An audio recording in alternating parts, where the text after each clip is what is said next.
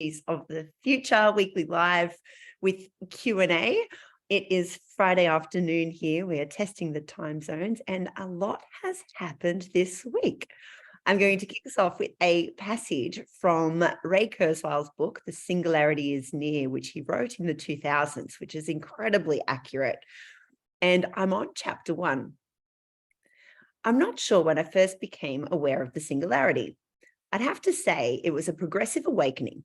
In the almost half century that I've immersed myself in computer and related technologies, I've sought to understand the meaning and purpose of the continual upheaval that I've witnessed at many levels. Gradually, I've become aware of a transforming event looming in the first half of the 21st century. Just as a black hole in space dramatically alters the patterns of matter and energy, accelerating towards its event horizon, this impeding singularity in our future is increasingly transforming every institution and aspect of human life, from sexuality to spirituality. What then is the singularity? It's a future period during which the pace of technological change will be so rapid, its impact so deep, that human life will be irreversibly transformed. Although neither utopian nor dystopian, this epoch would transform the concepts that we rely on to give meaning to our lives, from our business models to the cycle of human life, including death itself. Understanding the singularity will alter our perspective on the significance of our past and the ramifications for our future. To truly understand it inherently changes one's view of life in general and one's own particular life. I regard someone who understands the singularity and who has reflected on its implications for his or her own life as a singularitarian. The key idea underlying the impeding singularity is that the pace of change of our human-created technology is accelerating and its powers are expanding at an exponential pace. Exponential growth is deceptive. It starts out almost imperceptibly and then explodes with unexpected fury. Unexpected, that is, if one does not take care to follow its trajectory. And with that, I'm excited to have this conversation with Peter, Brendan, and Christina, who's joining us from Greece. Hello. Oh, you look like you're on a Greek island. Hey, Christina. Wow. I am on the edge of the Greek island, in fact, and I'm newly arrived. And talk about the singularity, I'm trying to find good Wi-Fi, and it happens to be right here down on the beach. So there you go. That's exactly where it wanted to be. Apologies, I can't take my glasses off. It's way too glary. But anyway. So I'm going to ask you all for a one-word kickoff, one-word opener, and then a prediction of when the singularity will actually happen. Peter, over to you. Wow. I mean, it feels like it really is coming towards that singularity. I'd say that exponential rate of growth, we're feeling that immersion now. It's like that's my word. And I think 2042 was pretty closer. I mean, I think Ray's probably predicting 2045 originally 20 years ago. But at the rate it's going and people actually bringing it closer and closer, you might have that new book, Singularity is Near, revise that date shortly. Brendan? Overwhelmed. So we've been talking about AI stuff for a number of years, you know, as part of this, these podcasts, and also as part of the transhumanist network that we were part of. But it's just, I suppose this year has been where the tail end of all that stuff has just made itself as apparent, right? So there's been, I think it was one day I woke up and I was busy with work, and I hadn't checked my emails or whatever it is for about 2 days. And then I just got all these messages about what you missed, right? And usually most scientific things was you would get like one major breakthrough every month or every couple of months, right? It'd be something new. And there was like 21 of them in one day, right? Of new scientific breakthroughs and improvements with things like AI and things like that. And it's just overwhelming. So if you don't look at your thing every day, you've definitely missed something. Right? Yeah. Your date? 2035. 2035. Oh, Christina, our Greek goddess friend. Thank you.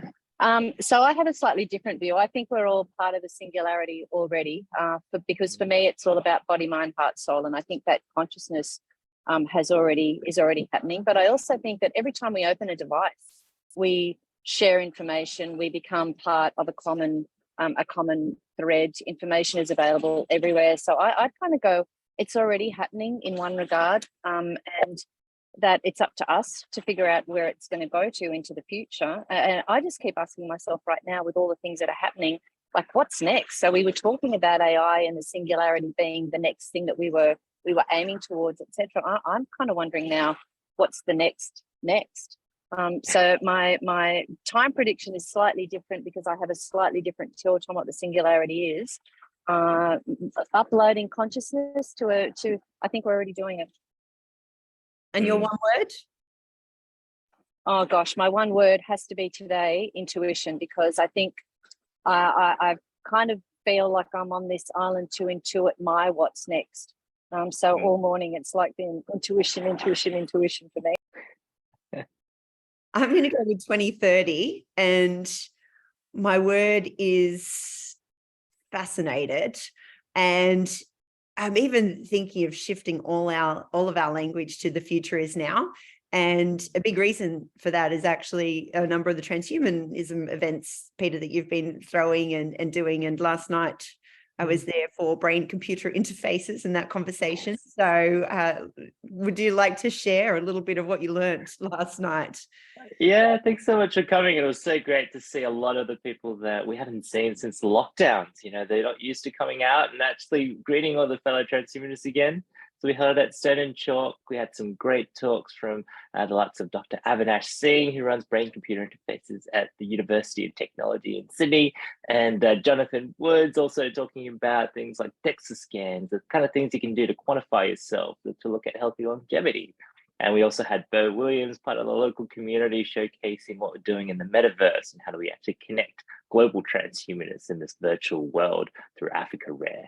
And what was the highlight for me was when Dr. Avinash was showcasing his research, which is about to be published later this year, taking non-invasive EEGs, so scanning the brain waves to try to visualize one's dreams. So they trained a model, a large language model, generative AI model, to basically on the brainwaves itself, based on what the patients are trialing of showing images, whether it's a picture of an apple, a picture of a scooter, a picture of a car, and a picture of various animals. And that's how you sort of start to tune these models for your particular brainwave data. And just like you're doing with large language models for text and other modalities, they're doing it on the brainwaves to actually eventually allow you to visualize your dreams. And I think that's going to be one of the killer apps for initially for EEGs, as long as you can store it in a private and secure way, say potentially host it on your own servers, run it on your own GPU. And we've seen the likes of George Hotz, who's trying to create his own tiny box. So this is a box that could run things like a dedicated, VRAMs that's a lot larger than what you can get from a video card that you can get from NVIDIA or AMD, so that you can run these large language models all at the comfort of your own home and also store the data in that box. It's going to be really exciting when these apps come out and people will be able to start sharing their thoughts with each other. Well, it's interesting even talking about large language models, and there's a lot of conversations about privacy and AI and what you can upload, and large corporates having policies on what's acceptable. So I was having a meeting this afternoon. We're building our own large language model based on being able to talk to a digital Wavia expert. And so being able to create your own large language model, and most people are not at that stage yet. So it would be really cool to be able to see the business large language model, but then also if you're going to be able to visualize your dreams, then that's something that you don't want in the open AI and open source AI space, but it's something that you could actually create as your own, and you could consult your own dreams, your dream consultant who could share with you past dreams that you've had and remind you of that time you had a dream about that, what you said, an repair or different shapes, or how frequently have I dreamt about apples, and is this a theme, and be able to understand some of those patterns. It would be great. Definitely. So knowing yourself a lot better as well. Yeah. One the hastening of the pace that all this is happening. So I remember in 2017 when I was at a Singularity university executive program at NASA Ames. And I had these little electrodes put on my brain, and there was this little robotic creature. And depending on whether if I could focus on the robot, then it would spin, and then it would start walking. So that was quite an incredible type of thing to experience at the time. And I remember emailing home and going, "Hey kids, look out! I might be able to control all your movements." When I went to Silicon Valley just now, in June, they were selling in retail shops. So within 5 years, this little device that I could put some things on my brain and control its movements to move backwards, forwards, or spin around were now readily available as retail items at the computer museum. So it's quite remarkable how fast the developments are happening in that space. And I really don't want anyone in my dreams. So I'm gonna make sure that is highly private. But I would love to remember my dreams. So I know theoretically I dream every night because I've got my Oura ring. It tells me when I'm in REM, it tells me when I'm in light, deep, etc. I would love to remember what those dreams were. So I think that would be very exciting. I can imagine just controlling drones, or you've seen, Christina, you liked or shared, there was a mini drone light show in China where they had a big dragon. They actually did it at Vivid as well. They had a light show over Sydney with mini drones. So imagine if you're controlling things with your brain, although you probably don't need to. A lot of those are programmed to be able to do things as well. It's like Magneto. Like be able to express your creativity. Or in Matilda, where she just got so frustrated sometimes that she could move objects, and science fiction becoming science fact once again. Yeah, really good for the and disabled. Harry Potter. Yeah, really good for the disabled as well, right? So it gives them some mobility back and gets them to control things and make them self-sufficient. Well, there was last night, there was the showcase of the case study or example of someone who had a spinal injury, and they were almost using like a Wi-Fi signal from the brain to bypass the damage in the spine to then allow someone to walk again. And that was incredible. I don't know, Brendan, what you learned last night or anything that stood out for you. Oh, it's much the same as what Peter said. It's like was on the same sort of wavelength, right? Literally. Yeah. So we were watching. Yeah, exactly. The brain computer interfaces has always been very exciting to me. Obviously, what Elon Musk is working on is very exciting, and there's other players in the market as well. That spinal one is good because it's obviously this is what we should be using technology for, right? We need to be giving mobility back to people who have had accidents and things like that. I saw one on YouTube recently where the person is able to, where the person has movement issues, they're able to put something on their head and actually able to feed themselves. So a little robot can then feed them. So this opens up a whole bunch of the thing that we're trying to chase with transhumanism, right, is equality, right? Everyone's got the same opportunity. And so if this gives dignity and mobility back to the disabled and gives them those functions, we should be really excited by this sort of stuff. And, just think about all those people who want to become, enjoy all the same things we have. If we can use this technology to help them, then they can also then add back into I suppose, give back into society and then become creators themselves, where at the moment they're not able to. And this is the exciting thing about transhumanism in general, right? Because it's not like where, I suppose, corporations are always generally trying to grab as much money for the shareholder. We're trying to grab democratization of technology for everybody, because then when everyone's got it, everyone then can contribute to those things which further enables that acceleration, but also enables the democratization and monetization of the technologies, which enables it for everybody. And that's probably the most exciting thing that's about this technology Singularity, is the fact that it's becoming more accessible to everybody across the globe. It's like now everyone's almost everyone in the world's got a cell phone. There's still large people who don't have them, but even some of the poorest areas now have mobile phone issues, and that opens up a whole bunch of opportunities for communications and also education.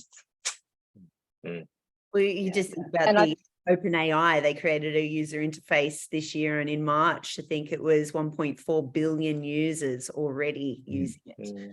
So that's out of 8 billion population, that's a huge take up of a new technology. So what else? And how many is now? It's now July. In a number of months, I'm sure there's a lot more people that have started using it. There's also, Brendan, on what you were saying about technology being used to increase mobility. In 2019, we had Dr. Jordan Nguyen at the Singularity University Australian Summit, and he demonstrated. He'd been working with a young lady by the name of Jessica who had cerebral palsy, who all she wanted to do was write music. He created a program for her where she could write the music with her eyes, and ended up playing her. There's a soundtrack, and she did it with the guy from Noiseworks, and the name of the song escapes me right now. But it's amazing watching her contribute to the performance and having written part of the song, but also the work that they're doing with paraplegic and quadriplegics. Even in Newcastle, New South Wales, there's a young guy who came off his bike and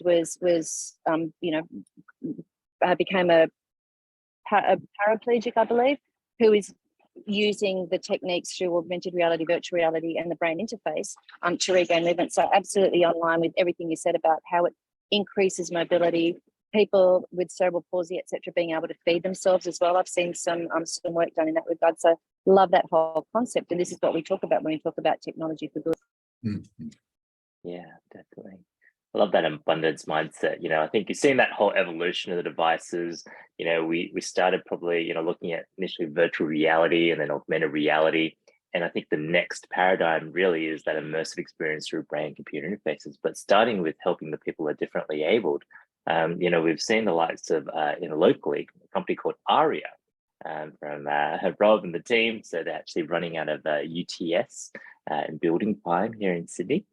In Haymarket, and they actually got a dedicated space called the Human Augmentation Lab, where they have an entire floor for startups to incubate dedicated in the space of brain-computer interfaces. And what they'll be able to create is actually this wearable device. It looks like a pair of glasses, very, it looks like almost like Ray-Bans, right? Just like what we're trying to do, but helping the vision impaired to actually see the world around them through audio.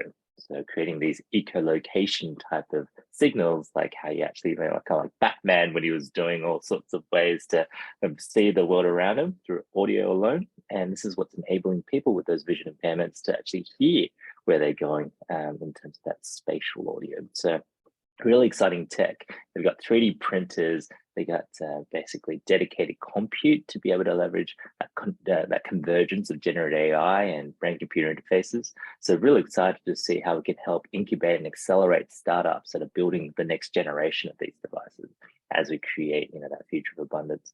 And finally, I think they also calculated what the human mind might look like in terms of compute, and it's estimated to be about 20 petaflops. And so I think we're getting pretty close to that in terms of a cloud server having, a few petaflops. So it's like one human being. And as we scale down this sort of Moore's law or law of accelerating returns, as Ray Kurzweil predicts, we're going to have more and more digital humans that are trained by actual humans as that sort of feedback loop, how self-driving cars are working. But except this time, it's actually using the brain waves to help train that model. And it's going to be super exciting if you can fine tune your own digital avatar, digital twin that is able to help you with your everyday activities in this virtual world of the metaverse as well. I think I'm most excited about this scale of things. And so starting with, like you say, the people who are less fortunate and making things equal. So whether someone's disabled, using the sensors and devices, even visual recognition, to be able to recognize people's emotions, which would be very it'd be life-changing for people who are trying to get diagnoses for things like ADHD or OCD or any of those behavioral disorders, to be able to have the visual recognition or walk into a room that's got all these sensors and just measures them and videos you and then is able to predict some of those things. I think they were sharing that they're able to do ECG and different measurements from just walking into a visual recognition camera area. So the scale from that all the way then to these dreaming and ideas and things like being able to capture your dreams or create large language models around your own personal avatar or digital twin. And I think everything in between, that we're only limited by our imagination. Yeah, because that's And I love that. So no, go on. Oh yeah, I was going to say that just based on the disabled people with impairments, there's a project where they've mapped out the number of guide dogs required in the world, and there's a severe lack of guide dogs for people, you know, companion dogs and for visually impaired and things like that. So they just can't get enough. They just can't keep up with them. Has anyone invented guide drones yet? That's what I'm saying, right? Yeah. A little band around a drone on each arm that would drag you this way or that way, or like. Yeah. So there is actually a project where they're actually building some like similar to Spot, right? But maybe cheaper versions of a dog or like a robotic dog to actually be able to help people in place of a guide dog. All right, maybe to replace a guide dog, or maybe even to fill in the gap until the guide dog is able to be replaced, because obviously guide dogs are not just there for coordination, they're also for companionship as well. But you know, to fill in the gaps, because there's so many people who don't have guide dogs or are on a big waiting list at the moment because they take a long time to train. Yeah. They're also using, but dogs are becoming more increasingly involved in the areas of health. So imagine if we had that brain interface and we actually could, because according to research, dogs actually understand, not just respond to a sound, but they understand up to 200 words. Imagine if that communication process through brain interface was increased, because I know there's people using dogs in veterinarian hospitals, in elderly facilities, etc. But the other thing, so we always talk about near future, further future, and we've been talking a lot about the what would be in the future as far as brain interface goes. But I was reading some updated research on the stroke helmet the other day. So the stroke helmet is a device that you put on the head of a stroke victim, and it tells you whether they've had stroke A or stroke B, and then the immediate response. If you can get the correct medication within a 24-hour period, which is what the interface on this stroke helmet does, your chances of recovery are up to 100%. So even right now, what we're using the brain interface for is quite remarkable. And then when we think about all the things that we've discussed already about the future, it's quite exciting. And I think what we don't need to fear these things. We need to, as you've all been saying, create this abundance around it, create it where it allows egalitarianism and equality. And that way we're going to have the future, an abundant world that we really all strive for. Yeah. Let's actually move to our predictions for the future. And so we're going to go with the question around the year 2030. So it's year 2030, you've just woken up. What does the world look like? Peter. Oh, wow. On the theme of brain-computer interfaces, having something that is able to replay what my dreams were and basically, give you a sneak peek of all the things that might be I'd be concerned about or really happy about or willing to relive. It might even give some great ideas to actually do things in reality to actually fulfill my dreams. I think this is some of the exciting things to wake up to every morning, and also be able to, replay some extending, whether it's things I need to do with my memories or extending my compute, and really just be like that sort of, you're seeing the integration of AI, say in your Windows or MacBook operating system or Mac OS. And this will be an AI agent integrating with your human operating system to really help you enhance every day as well. I think they about 2030.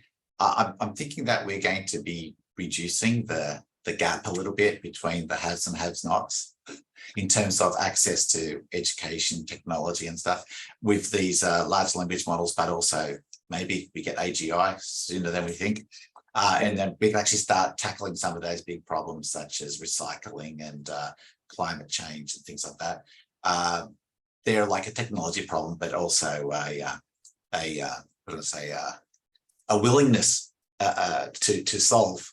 But AI should make that much easier if it can find innovative ways of actually changing the cost dynamics of some of those solutions. And then, of course, people will be more likely to adopt those.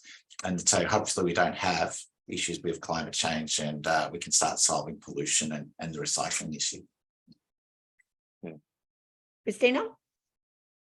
I'm going to go with a digital twin, and I'm going to go back to my opening word, which was intuition.